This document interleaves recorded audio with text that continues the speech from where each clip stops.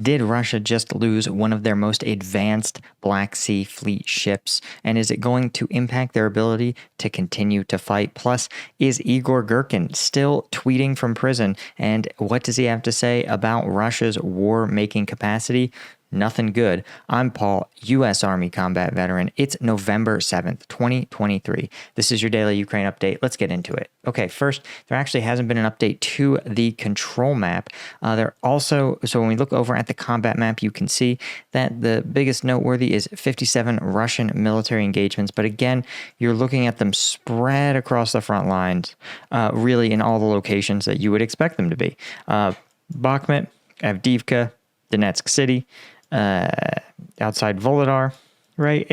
And again, to me, the story here to take away from this is that I think Russia is really starting to rethink what it can actually do in this war. I think it may be starting to realize that pivoting to the defense and simply trying to hold this territory may actually be the best win condition it can hope for. And if you've been on this channel for a while, you know that I have talked extensively about what I think the outcome of this war is going to be. And the answer is it's going to look like the Korean War, where there isn't, or really it's going to look like the Crimean War, where you have one side, both sides don't agree on the outcome, but the outcome is sort of fixed anyway, right? Ukraine never surrendered its claim to Crimea, but functionally they weren't really going to liberate it. No one else was willing to come liberate it for them, and so they had no choice but to accept the reality on the ground at some level. And this is probably what you're seeing here, where Ukraine is going to say, we don't like this, we don't recognize Russia's annexation of any of these territories, but unless NATO or another world power is willing to kick Russia out of them, this is the facts on the ground.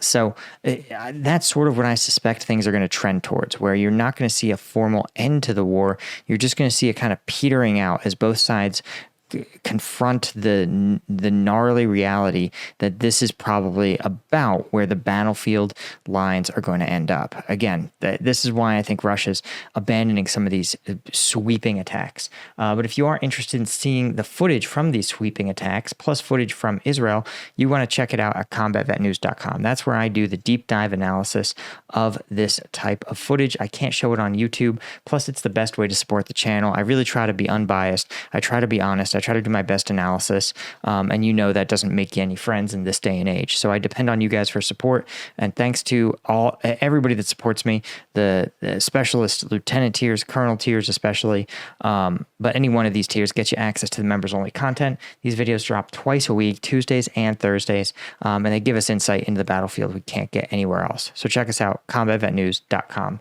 Now, let's talk about our boy Igor Girkin. Igor Girkin, who's, remember, former KGB or FSB agent, who's now in jail for being literally too right-wing, even for Putin, too militarist. But now that he's already been put in prison, he's continuing to tweet, right? What are they going to do? Throw him in double jail? Don't answer that. We all know what they'll do to him. But he is arguing that the Russians are even less capable of offensive operations than they were last year, and that by spring 2024 they'll be even less capable still. Right? Girkin's wife actually published a handwritten letter from the man in which he summarized the situation in Ukraine for the month of October. He said Russia's force is gradually deteriorating. Russian forces are showcasing a weakness relative to Ukraine's capabilities. Despite a generally successful repulsion of the Ukrainian counteroffensive, this sounds like kind of pro-Russian, but not inaccurate. Right? Girkin said that Russian forces were unable to start broad offensive operations at the beginning of the fall, but were unable to complete even limited offensive operations to achieve operationally significant goals, namely around Kupiansk, Lyman, and Avdiivka. Right? If those were your three objectives, you failed at all of them. Girkin claimed Russian forces failed to advance in Kupiansk and are now impaled on battles on the distant approaches to the city, while there's been no change to the situation in Lyman, and that tactical advances around Avdiivka resulted in significant losses and didn't actually develop the offensive. Referring to offensives as developing is a very Soviet way of putting it, but it's true. Russians have incurred absolutely massive losses in Avdiivka and have seized nothing. They've not constrained the Ukrainians' ability to maneuver and resupply Avdiivka. They've cut off nothing, and they have lost a measurable portion of their total combat power in the effort. He is basically taking to task Russian forces' inability to achieve tactical battlefield superiority on just the narrowest sector of the front, despite careful preparations, good coordination of strike forces, and even an abundance of ammunition. So he is simply almost saying the same thing in a way that Ukraine's commander-in-chief is saying, which is that the war has become frozen in place, that neither side is able to generate meaningful offensive capabilities, at least with the technology and tactics they have now. And this has been a trend within warfare generally, where the ability to conduct defensive operations or build fortifications jumps ahead of the ability to conduct offensive operations, right? You may remember the dawn of like the World War II style blitzkrieg tactic, right? But by the end of World War II, the blitzkrieg didn't really function that well due to the development of a lot more robust anti-armor capabilities and improved air attack.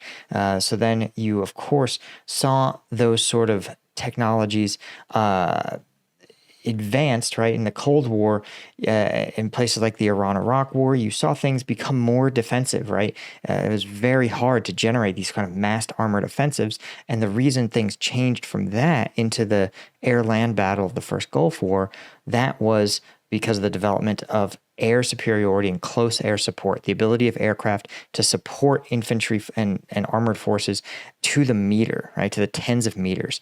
And engage in this really mutually supporting effort. And now we're seeing that start to break apart due to the use of man-pads, air-ground munitions, scatterable mines, and, of course, drones and electronic warfare on the defensive, right? And this is the era of fortifications, of lockdown, of defense, and there's going to be a technological innovation. Every military mind on planet Earth, that's the $1 trillion question. Truly, it will be whoever can solve the question of how do you break modern fortifications, modern defensive tactics, is going to be, that's going to get you trillions of dollars worth of battlefield victories. Easier said than done. Let me know in the comments if you have any ideas. All right. Also want to talk about the Ukrainian Air Force commander confirms the destruction of a Russian warship in Kerch. This is in occupied Crimea, and Ukrainian forces have sunk one of the most advanced ships of the Russian Black Sea Fleet, a Caliber cruise missile carrier. This is bad news for Russia.